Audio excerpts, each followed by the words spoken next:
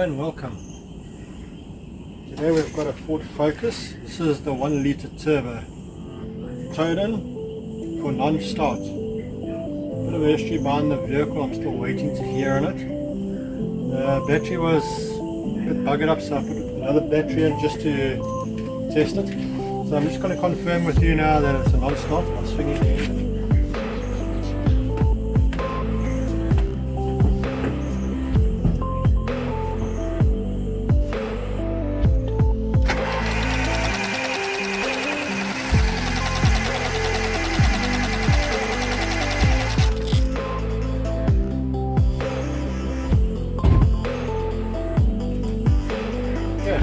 As you can see, they're running. So what do we do? So first of all, what I would always recommend is doing a diagnostic scan first before you touch anything, because you don't know what you're going for. It could be a sensor, could be anything. So there's always questions I like to ask the customer. Is the engine light on? The customer said no, the engine light doesn't come on. It didn't come on when it cut off. So we're going to run a diagnostic anyway.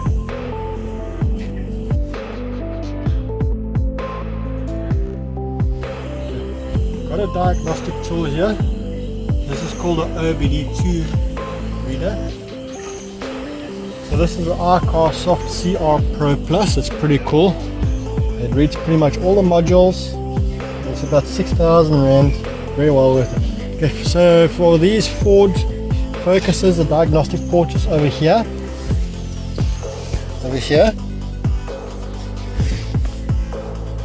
You see the white port there? That's the diagnostic port. So what we do is we take the plug, we plug it on there, and then it should turn on the diagnostic. Make sure your ignition is on, handbrake is always on. Okay, so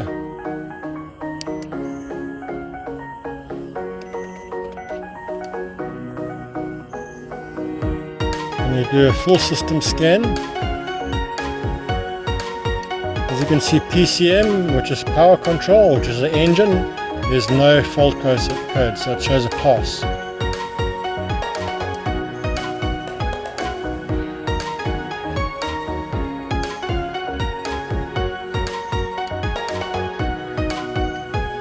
It's always good to do a full system scan, because sometimes it picks up codes in other areas which could relate to the engine not starting, like say immobilizer or terminal 15 fault or terminal 30 fault or places like that. So engine, PCM.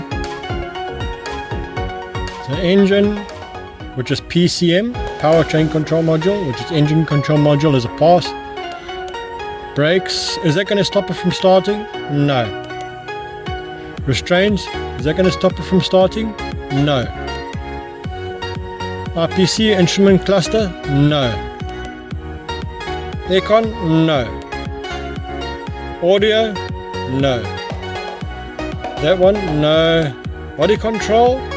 Yes, because sometimes on some cars the immobilizer runs through it, so we need to read the fault code. But this is showing tire pressure sensor, general signal error. In other words, there's a sensor missing, but I know that because we've got a spare wheel on here, because it had a flat tire, so it's going to have that code, so I'm not worried.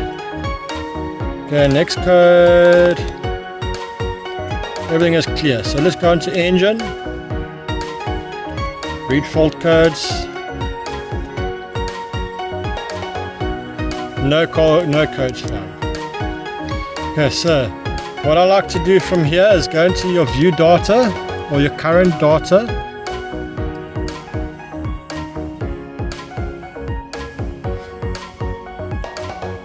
So there are a few things I look for.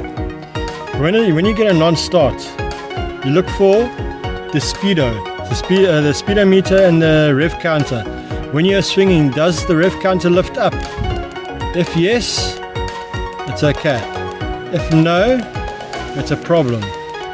But some cars will only lift up after it starts. So That's why it's good to check this. So we're looking for engine RPM. Engine RPM, there we go. Select that one. We're done, so it only shows me this. So now when I swing the engine, if I get a reading there, you know your crank sensor is working. You can see there clearly I'm swinging the engine and I'm getting 400 RPM. So the crank sensor is working 100%. And I can smell fuel from the exhaust, which tells me that it's not firing. So why isn't it firing? So on these particular Fords, there can be a number of reasons. So after we've done that, we know that the RPM is working. We can smell fuel coming from the exhaust, which tells me that you're not getting spark. Why aren't we getting spark? So the next thing I'm going to do is unplug the coil here. Take the coil pack out and put a spark plug in, swing it and see if it actually got spark.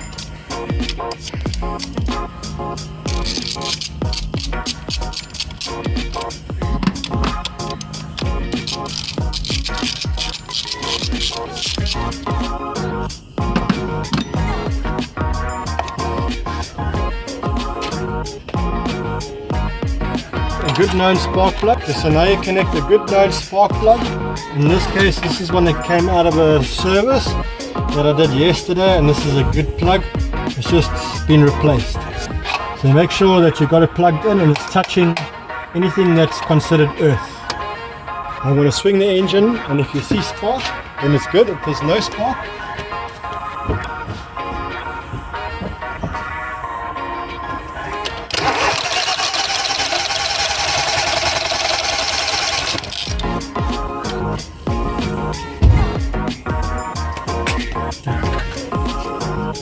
okay, so there is no spark.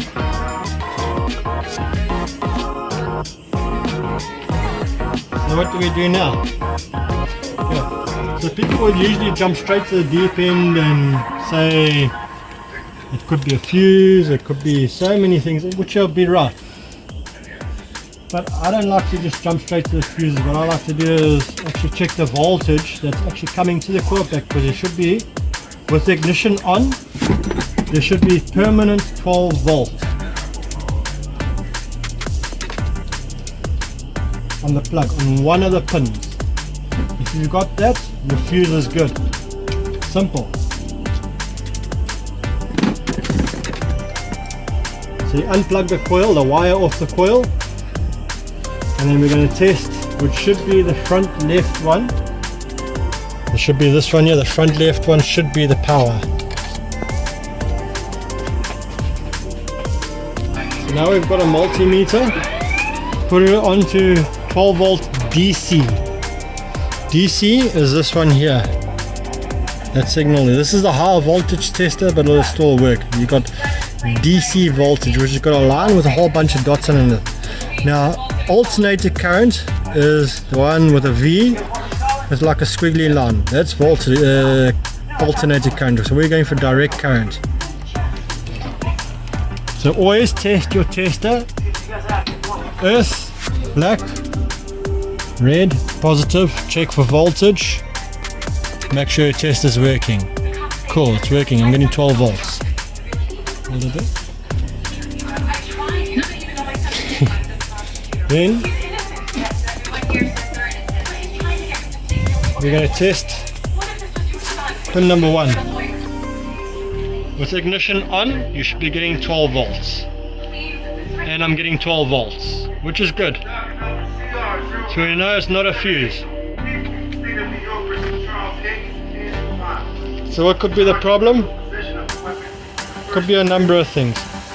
Okay, so we've got no spark. We know we've got voltage by the coils.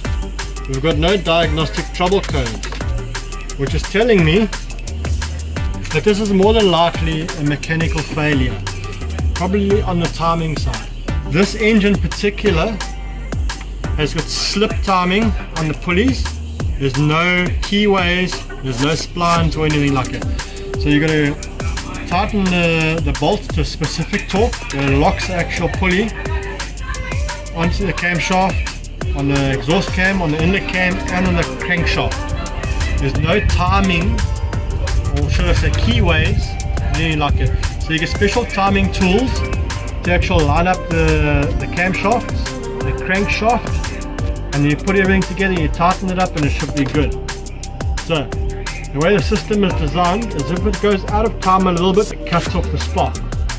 So chances are, this being an engine that's got a cam belt that runs in oil, the cam belt could have disintegrated, or a previous mechanic that worked on it could have made a fault by maybe not tightening the crank pulley or one of the cam sprockets properly.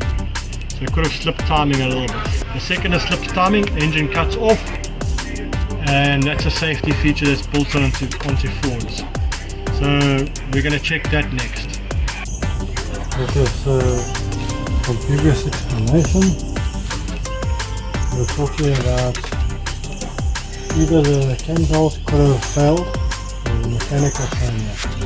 So what we've got to do is we're going to remove the cover cover, turn it on top dead center, and verify the cam position. This is check the timing. So what we're going to do is we're going to remove this part here, the coil packs, High pressure rail, this high pressure rail here, all the coil packs, this pipe here, and a few other wiring and sensors and stuff like that, and the cover comes off. And then we can take number 1 plug out, put in the top dead center, verify cam position, and also at the same time check the condition of the cam belt.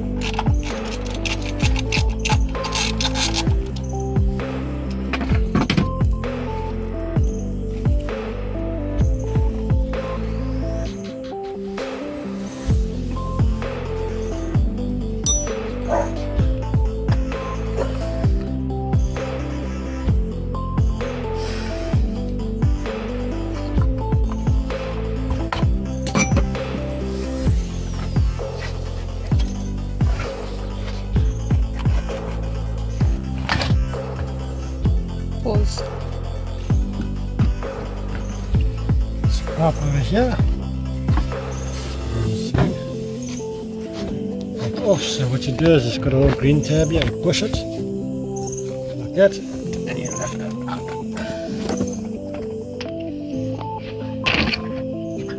Like that.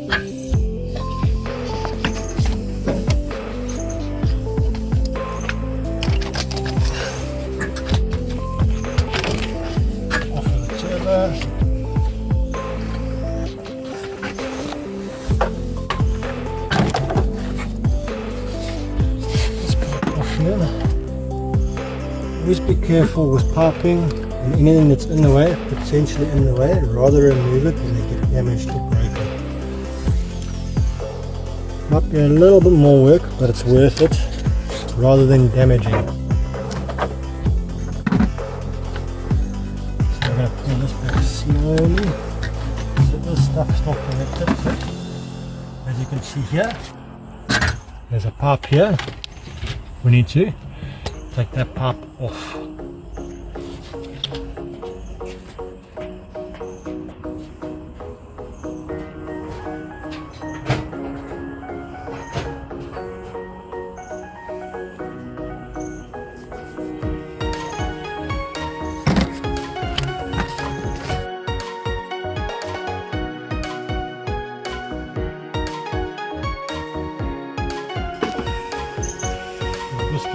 PCV, which is a purge control valve that comes from the fuel tank for your fuel vapor. This is your high pressure pump, It's got a piston, runs off the camshaft, supplies high pressure to your common rail. That's for your injectors. And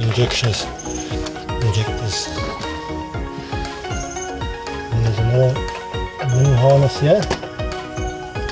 Disconnect that. That's for your injectors over there. Cam sensor, high pressure rail sensor. I'll stick it a bit.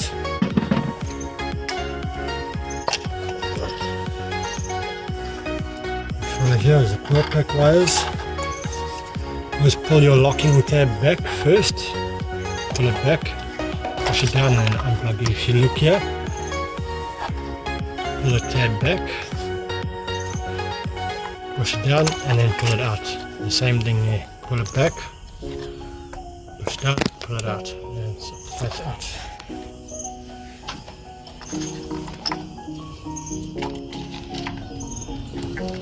Get that out the way.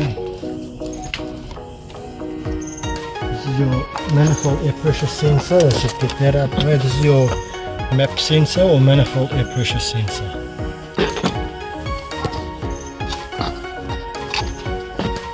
Just tuck that out the way there. This we can leave on here for now, the mini harness. And we're going to just pull these pipes out the way a little bit. We're not going to disconnect them. Just moving them out of the way to get access to the tapper cover. And the tapper cover bolts.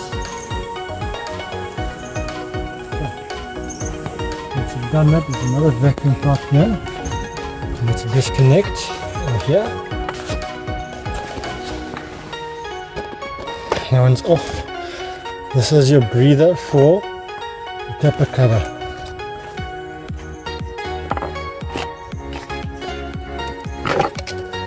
Always inspect these for cracks or damages. Any small leak can affect your idling and fuel consumption.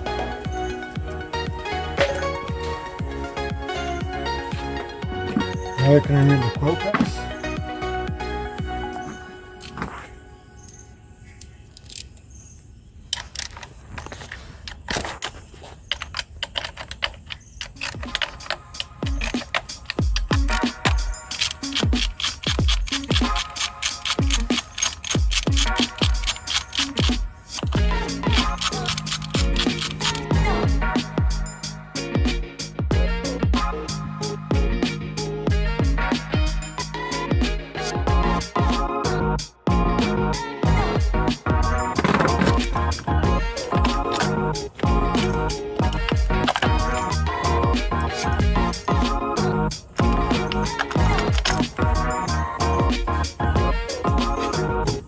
Now we're going to remove the high pressure rail, this one here. It's held on by 1, 2, 3 bolts, and then we're going to loosen this pipe here first, size 17. We're going to take that off. There's going to be fuel that comes out of it, which is fine, as long as you haven't got anything that's going to be sparks. So always disconnect your battery negative terminal first.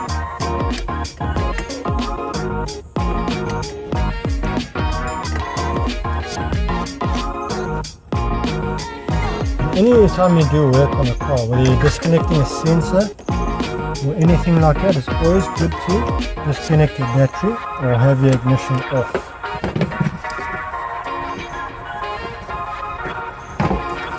It's inverter off.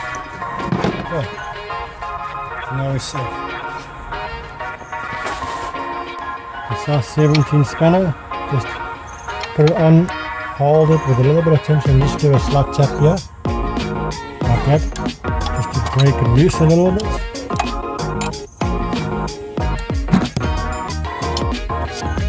A little bit of fuel came out, not a hell of a lot. When you disconnect this one, a bit of fuel might just run out that's accumulated in the rail. Not the end of the world.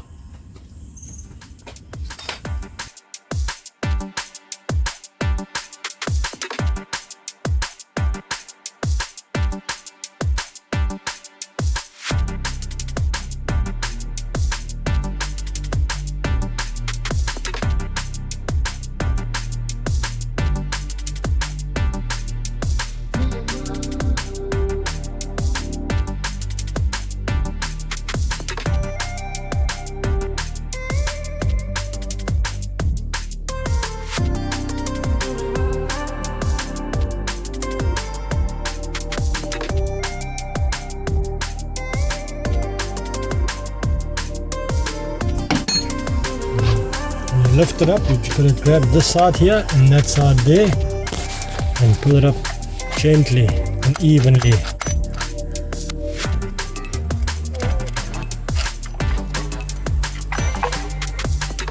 Inject everything comes out with it. Not always. Sometimes the injectors stay behind. In this case, I was lucky. Now we're going to remove the high pressure fuel pump because, as you can see here, it's in the way of the tapper cover.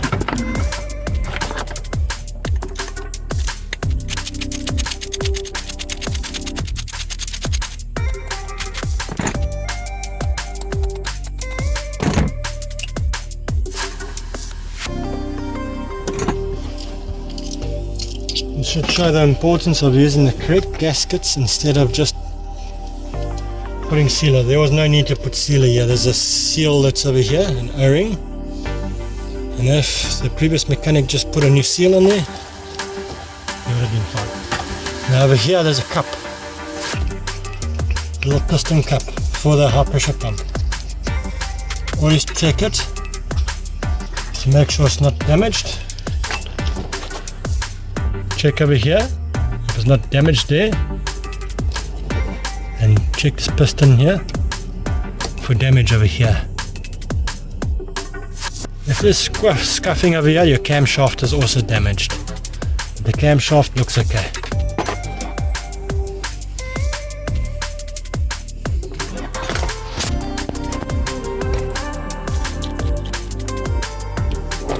Now to loosen the tapper cover bolts.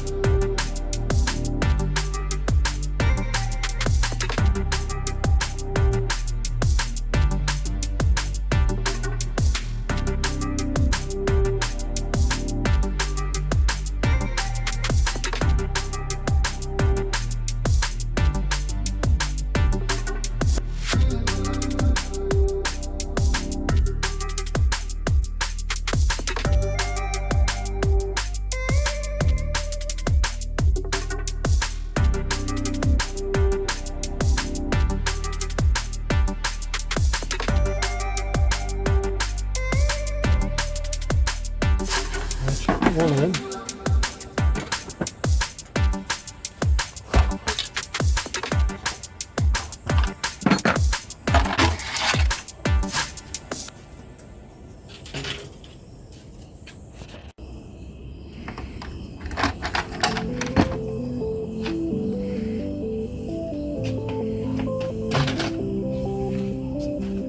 Good news is the tapper cover is off. The bad news is it looks like the cam belt has a problem. Looks like it's half off of the actual tooth. If you look over here, it's almost off of the tooth. Only have a quarter way on, and you can also see this cam belt is worn. There's a big piece here that's missing. So it's supposed to be an additional to about there where the edge of the screwdriver is, and it must be centered over to there like that. You can actually see the old running mark over here. That's where the old running mark is. That's the center point. Second thing, this is not very tight. Okay, never mind that. We're going to proceed to check the actual cam timing. Yeah. So remove the spark plug. Now we're going to get down to the crank pulley. To get access to the crank pulley, we have to disconnect that. Loosen this off. We have to remove the inlet pipe.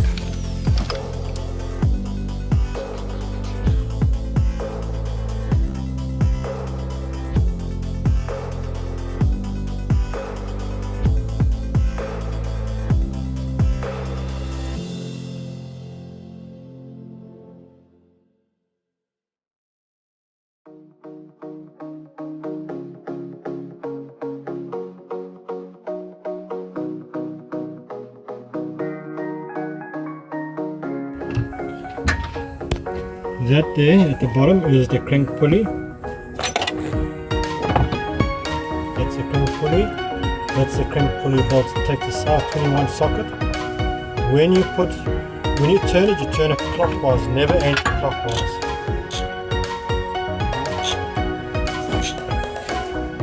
Okay.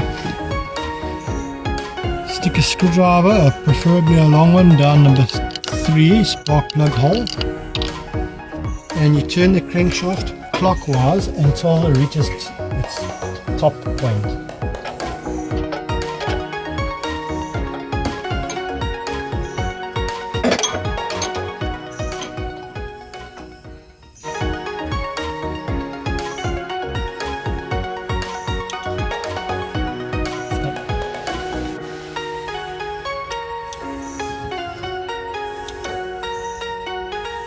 That's about its top point. That's exactly its top point. That's it there, exactly. That's exactly top dead center. And immediately I can see